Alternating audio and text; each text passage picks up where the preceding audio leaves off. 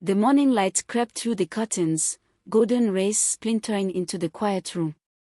Elijah sat at the edge of his bed, staring at the wooden cross on the wall. His hands trembled as he reached for the coffee cup resting on the nightstand. The steam had long since disappeared, but he sipped it anyway, grimacing at the bitterness.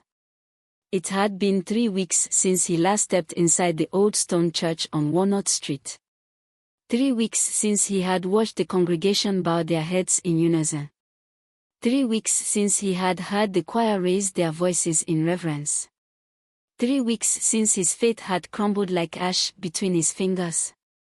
His mother had always told him that God's love was like a river, constant, unwavering. But rivers could dry up, and Elijah felt parched. He had spent his childhood memorizing scripture, his teenage years leading the youth group, and his early adulthood serving as the church's right hand. Yet now, at 27, the pews seemed like relics of a world he no longer belonged to.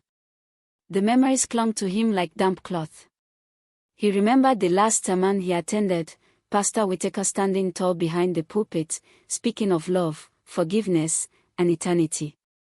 He remembered how his heart had raced when he locked eyes with Samuel across the sanctuary. He remembered the whispers that followed them into the parking lot.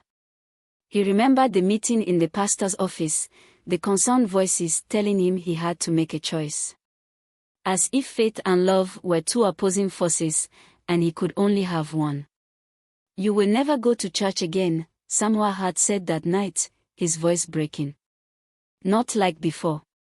Elijah had laughed bitterly, but Samuel had been right.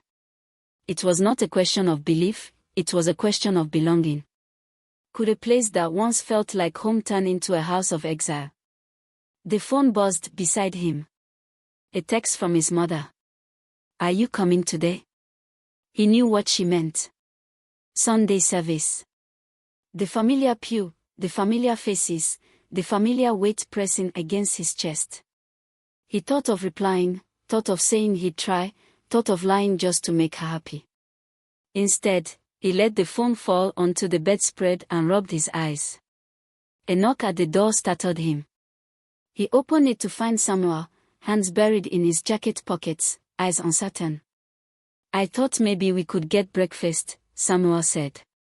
Elijah hesitated. He thought of the empty church, the prayers he couldn't pray, the cross he couldn't bear. Then he stepped aside and let Samuel in. The morning light spilled into the room. The church bells rang in the distance, but Elijah did not move toward them. Not this time.